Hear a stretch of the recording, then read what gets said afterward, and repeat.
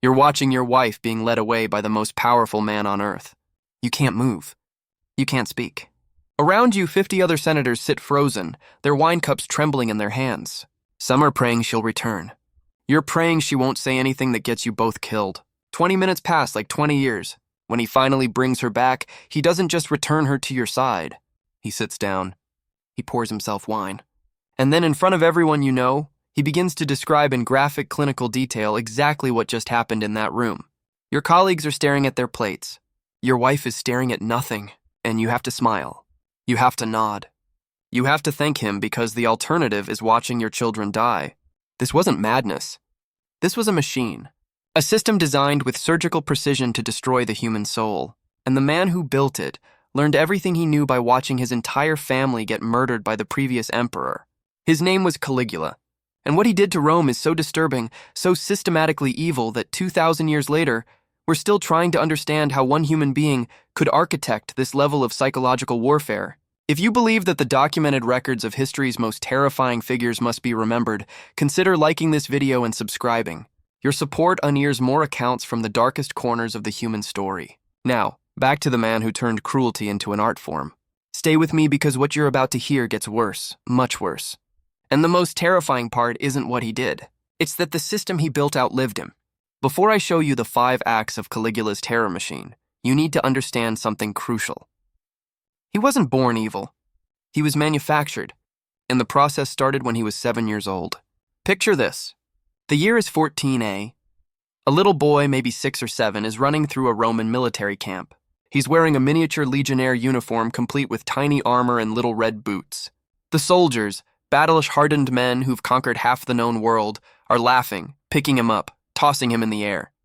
They call him Caligula, Little Boots. He's the son of Germanicus, Rome's greatest general since Julius Caesar himself. The soldiers worship his father and they adore this kid. He's their mascot, their good luck charm. Everywhere it goes, little Caligula follows, and the men genuinely believe this child brings them victory. This boy is growing up thinking he's invincible, loved, protected by the most powerful army on earth. He has no idea what's coming. 1 year later, his father dies. The official story, sudden illness. The whispered story, poison. Ordered by someone close to the emperor. Maybe the emperor himself. Caligula is 8 years old when the machine starts destroying his family. His mother dragged from their home, accused of treason against the emperor. His oldest brother arrested, imprisoned, starved until he tried to eat the stuffing from his mattress. His second brother, exiled to an island where guards tortured him until he smashed his own head against the walls to end it. One by one, they're erased, and young Caligula watches it all happen. By the time he's 19, he's the last one left, the sole survivor of his entire bloodline. And then comes the summons. Emperor Tiberius wants to see him. Capri, a beautiful island off the coast of Italy. Tiberius has turned it into his personal fortress. Far from Rome, far from the Senate, far from anyone who might object to what he does there. The ancient historians, we're talking Suetonius, Tacitus, people writing within living memory of these events, they describe Capri as a house of horrors. Tiberius has become paranoid, depraved, surrounding himself with astrologers and yes-men, inventing new cruelties because he's bored. And into this environment walks teenage Caligula. He knows Tiberius murdered his family. Everyone knows it, but he can't show it. Can't even hint at it. One wrong look, one moment of grief, one flash of anger, and he's dead. So he doesn't just survive, he excels. Suetonius writes something chilling. There never was a better servant or a worse master. Caligula learns to bury everything human inside him. He watches. He studies. He becomes exactly what Tiberius wants. Obedient, entertaining, harmless. For 6 years, he plays this role perfectly. And then in 37 AD, Tiberius dies. Some say natural causes. Others say Caligula smothered him with a pillow. Either way, the 19-year-old hostage is now the most powerful person on earth. Rome celebrates. They think they're getting the son of beloved Germanicus. They have no idea. They've just crowned a man who spent 6 years learning how to break human beings from the greatest monster in Roman history. And for 7 months, everything seems perfect. Then he gets sick, and the person who wakes up is not the same person who went to sleep. What happened during those fevered days? We'll never know. But when Caligula recovered, something inside him had shattered. And Rome was about to learn what he'd been hiding. What I'm about to describe isn't random violence. It's not the acts of a madman. Caligula built a system. 5 distinct acts of psychological warfare, each one designed to destroy a different part of the human spirit. And the truly terrifying part is how methodical it was. Let me show you the blueprint. Act 1 of the machine, the sister goddess. Caligula had 3 sisters, but one Drusilla was different. Ancient sources say their relationship crossed lines that even Rome found disturbing. Whether the rumors of incest were true or propaganda, what matters is that everyone believed it. And Caligula didn't just allow the rumors, he encouraged them. Then Drusilla died. What happened next reveals the core of Caligula's system, taking his personal pain and forcing an entire empire to experience it. He doesn't just mourn, he weaponizes mourning. First, he has the Senate declare Drusilla a goddess. Not metaphorically, officially. There are now temples to his dead sister where Romans are required to worship. Then he declares a period of mourning, and here's where it becomes monstrous. It is now a capital crime to laugh. It is now a capital crime to bathe. It is now a capital crime to have dinner with your family. Read that again. For weeks, maybe months. If you're caught smiling, you can be executed. Imagine living like that. Your child tells a joke at breakfast. Do you laugh? Do you discipline them for being a child? Every moment of joy becomes a potential death sentence. He's making Rome feel his pain, whether they want to or not. He's learning he can legislate emotion, criminalize happiness, make his inner world everyone's reality. And once he realizes he can control how people feel, he starts experimenting with what else he can take from them. Act 2 of the machine, the imperial brothel. This next part is so disturbing that historians still debate whether it actually happened or was later propaganda.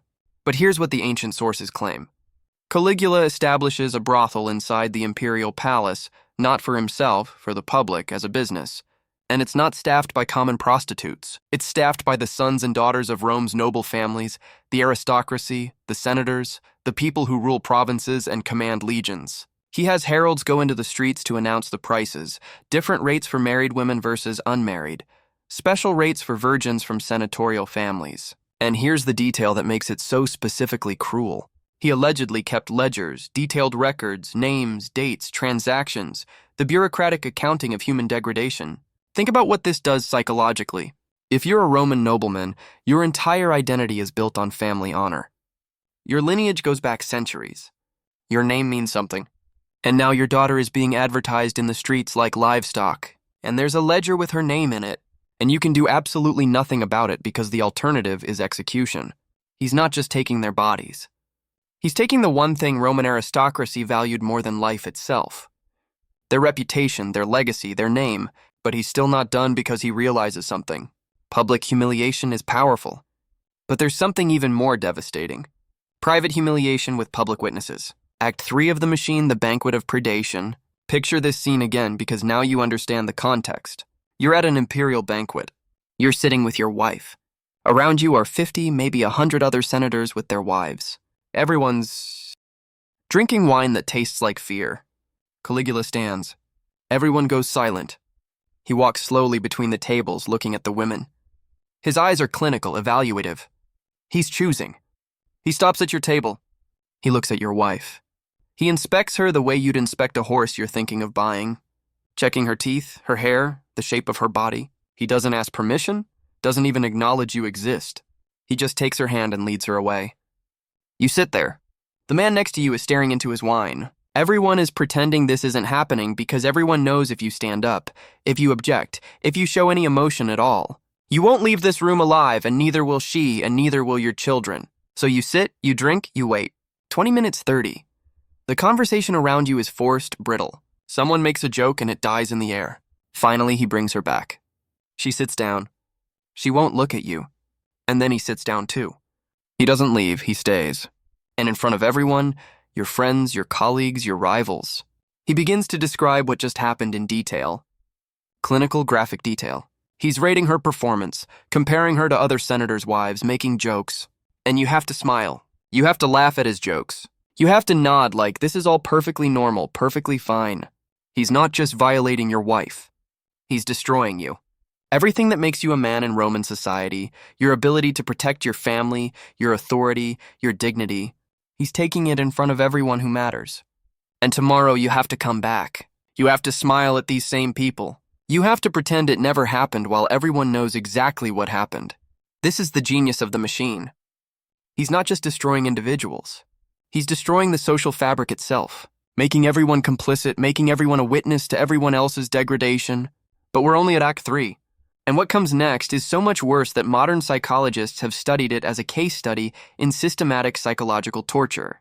Because Caligula realizes there's one bond even stronger than marriage, the bond between parent and child. This is Act 4 of The Machine. The grieving father. This next part is almost unwatchable. If you need to take a break, I understand. Caligula begins executing people not for treason, not for crimes, just because he's bored or annoyed or because he wants to see what happens. And he develops a new protocol. If he's executing someone's son, the father has to watch, not from a distance, up close, front row. But here's what elevates it from simple cruelty to systematic torture. The historian Suetonius records a specific incident that reveals the true horror. Her father watches his son executed. Caligula then immediately has this man brought to the imperial palace for dinner. That night, the body is still warm. The father is sitting at Caligula's table, and Caligula watches him, just watches, studying his face like he's conducting an experiment. He's checking to see if the father will cry, if he'll show grief, any sign of pain. Because if he does, if he shows any emotion at all, Caligula will know he hasn't broken him completely, that there's still something human left to destroy. So the father sits there eating food he can't taste, making conversation he can't hear, while his son's body cools in some alley. And the man who ordered it killed is analyzing his facial expressions for entertainment. He's not just taking your child, he's taking your right to grieve. He's turning the deepest human bond, parent and child, into a source of terror instead of comfort. Because now if you love someone, that love becomes a weapon against you. The more you care, the more vulnerable you are, the more he can hurt you. He's making love itself dangerous. And here's what nobody expected. The machine had a fatal flaw. Because while Caligula was busy destroying senators and noblemen, people who were trained to accept humiliation, who understood politics, who could rationalize their suffering as the price of survival, he made one crucial mistake. He aimed his casual, everyday cruelty at the wrong type of person, a soldier. Final act of the machine, the wrong man. His name was Cassius Carrier, senior officer in the Taurian Guard, the emperor's personal bodyguards. These are the elite. The men who stand inches from Caligula every single day. Armed, trained, lethal. Carrier had one physical characteristic that Caligula found endlessly amusing, a high-pitched voice. And Caligula, true to form, couldn't let it go. Every day, new jokes, new mockery, and here's the specific detail that shows how casual his cruelty had become. When it was Kyrie's turn to ask for the daily password, a military protocol, something done in front of all the other guards, Caligula would assign him passwords like Venus or Pepis, deliberately effeminate or sexual words that would make the other soldiers smirk day after day, week after week. For Caligula, it was throwaway humor barely worth remembering. For Charia, every joke was a drop of poison. See, Caligula had made a calculation error. Senators could be humiliated because they wanted to live. They had children, estates, legacies worth protecting. They could rationalize survival. But Carrier was a soldier, a man trained for violence, a man who stood next to the emperor every single day with a sword on his hip. And Caligula had just taught him that life under this emperor wasn't worth living. Because Caligula had become so confident in his system, so certain that fear would always win, that he forgot the most basic rule of predators. Never corner something that can kill you. What happened next took less than 60 seconds. But it would change the course of Roman history. And the aftermath reveals something even more disturbing than anything Caligula did while he was alive. January 24th, 41 AD. Caligula is attending the theater. He's in a good mood. He's been organizing games, performances. In a few hours, there's going to be a play. Around midday, he decides to leave through a narrow underground corridor, a passageway that connects the theater to the palace. It's dimly lit, claustrophobic with rough stone walls on both sides. The conspirators are waiting. Chia steps forward as Caligula approaches. This is normal. Guards always check in with the emperor. He asks for the day's password, and Caligula, completely unaware, totally secure in his invincibility, gives one final sneering, mocking response, is the last thing he ever says. Carrier screams, "Take this," and drives his sword up under Caligula's ribs. Caligula stumbles, tries to run, but there's nowhere to go. The corridor is too narrow. There are conspirators at both ends. They swarm him. 30 stab wounds according to the sources. 30 times the blade goes in. They don't stop until there's nothing left that could possibly be alive. 4 years of accumulated rage, humiliation, and terror. Released in 60 seconds of frenzied violence. The monster is dead. And that's when it gets worse. The conspirators don't stop with Caligula. They find his wife, Caesonia. She knows what's happened. She can hear the screaming. She's begging, pleading, trying to reason with armed men who've just killed an emperor. They stab her to death. Then they find the nursery. Caligula's daughter Julia Drusilla is 2 years old, maybe 3. The sources disagree. A soldier picks her up, and while she's crying for her mother, he swings her head first into a marble wall. They have to make sure there's no heir. No one who could grow up and seek vengeance. So they kill a toddler. This is what happens when the machine breaks. It doesn't just stop. It devours everything connected to it. For a few hours, maybe a whole afternoon, it seems like Rome might actually change. The Senate gathers. They start debating. Some want to restore the Republic, get rid of emperors entirely, go back to the old ways. For the first time in generations, there's real discussion about what Rome should be, and then the Taurian Guard makes a decision. While the Senate is talking, the Guard is looting the palace. They're going through rooms, taking jewelry, coins, anything valuable. One of them hears something behind a curtain. He pulls it back and finds a man hiding there, trembling. Middle-aged, with a stutter and a limp. Claudius, Caligula's uncle, the family embarrassment. Everyone thought he was harmless, probably brain damaged from childhood illness. The guard looks at him and he doesn't see a harmless fool. He sees a new emperor. The Taurians carry Claudius on their shoulders to their camp. They proclaim him emperor. And while the Senate is still debating the future of the Republic, the army has already decided. The system survived. Here's what haunts me about this story. Caligula ruled for less than 4 years. 4 years.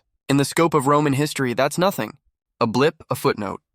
And yet, 2,000 years later, we're still talking about him. Why? Because Caligula proved something terrifying about power. He showed that the entire machinery of a state, its laws, its military, its economy, its bureaucracy, can be turned into instruments of personal psychological warfare. He didn't work outside the system. He made the system his weapon. The ledgers in the imperial brothel, that's bureaucracy doing its job. The forced mourning for Drusilla, that's law enforcement doing its job. The banquets where he violated senators' wives, that's imperial hospitality doing its job. Every atrocity he committed was technically legal because he was the law. And when he died, the system didn't die with him. It just found a new operator. That's the real horror. Not that one man was a monster, but that the machine he built kept running without him. Look at what came after. Nero burning Rome and blaming Christians. Domitian executing people for looking at him wrong. Commodus forcing senators to watch him fight as a gladiator in the arena. Elagabalus doing things so disturbing I literally cannot describe them on this platform. The blueprint remained. The machine kept evolving because Caligula revealed a truth about power that Rome could never unlearn. When one person controls everything, the military, the law, the economy, the culture, there's no mechanism to stop them. No checks, no balances, nothing but waiting for them to die or be killed. And even then, the system just finds someone new. Suetonius wrote that Caligula was the best of servants and the worst of masters. He learned tyranny by pretending to be the perfect subject. He studied under Tiberius, watched how a monster operates, learned every technique, every psychological tool, and then he perfected it. That's the warning, the real lesson. The greatest threats don't announce themselves. They learn. They adapt. They wear the mask of loyalty until they don't need it anymore. There's one more thing. After Claudius became emperor, he had most of Caligula's records destroyed. The ledgers, the correspondence, the documents burned.